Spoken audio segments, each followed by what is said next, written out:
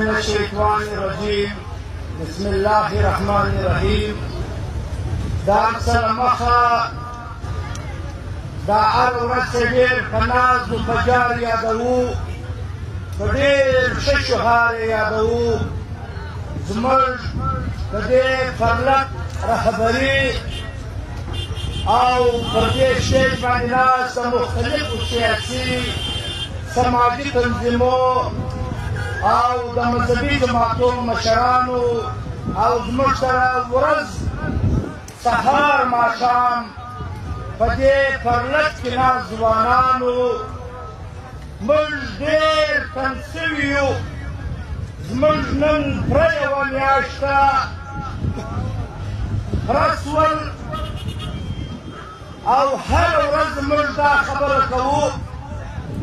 چې صبر دی صبر دی صبر دی. یو شنی مثال درکوم، په خپل کور کې د خپل پلار سره یو چا ډېر تنګ کړی و. ما ډېر کوششونه وکړل چې پلار مې دی بس یو جنجال پیښ نه سي. د دې وطن دوه درې مشرانو ته مې وویل چې دا مسله حل کړه دا مسله حل کړه. نو پلار به ماښام پر سرخان پوښتنه راڅه وکړل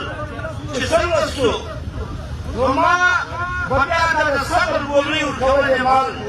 خدای مهربانه دی داسې مې وکړي بس. اخر پر سرخان سره ناست شوم، کلمه درته اخلم. سرخان یې درته پر سرخان اوارو داسې درته سر ونیوئ وغورځوئ ورته کور کښېنه زه ورغلم. زه ټول هغه جماعتو ته وایم چې ته یې کور کښېنئ. موږ سره دا علامه اقبال صاحبونه صاحب علامه اقبال پخپله دا وایي، فارسي شعر کې وایي په فارسي وایي د ټول اشیا زړه چې دی هغه افغانستان دی. علامه اقبال وایي که په دې اشیا کې امن و که په افغانستان کې امن و نو په ټوله اشیا کې امن وي. دا د صبر خبرې دا څومره شهار چې خلک موږ ته په هر نامه راکوي. برای ماښام دا میسج هم راځي، دا وایي 15,000 کارچنران دې پرلط یې راکړل په کراچي ده د افغان ټرانزټ ته دې پرلط یې اواز پورته کړي. وایي د 15 ورځو دپاره موږ ته دې کارچنران ته لار راکړئ. دا موږ واضح وایو دا د وطن هغه جګړه ده. قسم دې مې د الله په ذات کې ته به لار راکړه چې در وسوځم. دا 15,000 کارچنه به دلته سوځي. د 15 منټو لپاره افغان ټرانزټ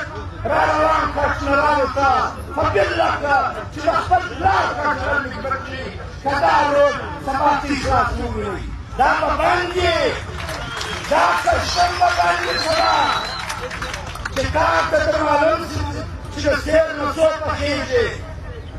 موږ صبر صبر صبر. موږ هره ورځ ولس خطا باسو پرلط خطا باسو. موږ اشاره کوو چې لار څنګه بندېږي. موږ اشاره کوو چې علمي فعاله په ټول عالم کې د هغه مثال نو دومره راکه مزایه وتاته وسوه. خلکو خپل بچیان راویستو ته د هر سایه نه کوې. او ژر کړو حیا وکړه او بخښنه حیا وکړه. داسې سپین لړی پکار دی کله اکبر بخښئ. داسې سپین لړی پکار دی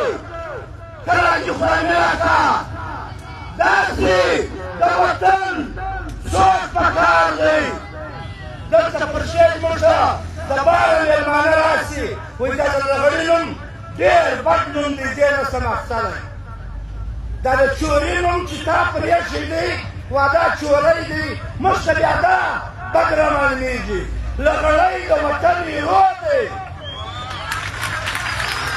هر څوک دلته لغړی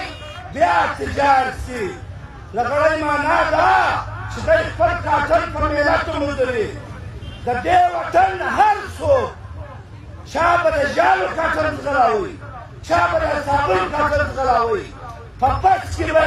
دغه نرمړتوب کوئ نن تجاران سو نن کانټینران راوړي نن د هغه لغړي ساه بنده ده د پنځو کالو دی تعلیم نه غواړي سیاست نه غواړي پر وچه کلکه مزدوري توته پاسپورټ چې کور نه راغی په ګران قبر ولاړ شو ستا به دا خیال وي چې ما 2000 پاسپورټه ذمه یې شرم وکړه ستا په درواغو ټول جهان شرمېږي تو خو هره ورځ 200 ټوکنان کټې ته دا را ثابته کړه چې دا 200 ټوکنان دا پاسپورټونه ته څنګه ورکړې ته په ډالرو ورکړې ته په پیسو ورکړې کوم شی دې در وکړې که ډایرکټر یې نو شاباش که دلته ناست هر څوک یې دلته غوث الله وایي زه بندوم قسم په خدای که بل شی کو بیا پټرول پر اچولي چې کور ته راوړېده که درواغ خبرې نه دي نه موږ دا وایو چې هر څوک یې سوځي مقدمه دې پر موږ کاته کې ما سوځلی دي زه ورسوځم ولکه نور چې ته لاره خلاصوې د لارې په خلاصېدو کې هغه افغان وروڼه د کندهاره بیا تر کوټې پورې د دوی په تګ راتګ کې دلته زموږ بچیان پر سر کفنونه تړلي دي نو موږ به هم سبا وایو چې زموږ هم لونګۍ یا خولۍ پر سر دي بازار ته راوځو د سر و قربانۍ ته موږ تیار یو د دنیا و هر زندان ته تیار یو خو ستا پلار به لار خلاصوي یوه سمجوته یوه فیصله دا د دروغ خبرې نه دي چې ټول سیاسي پاچیان دي ټول مذهبي جماعتونه ټول قبایلي مشران یې ومني مګر دا ولس یې نه مني وایي موږ پاسپورټ نه منو یوه خبره ده هېڅوک دې موږ ته تسلۍ نه راکوي دا پلنکي چې هر څوک ګولوي د سونې تاج د وطن د دې علاقې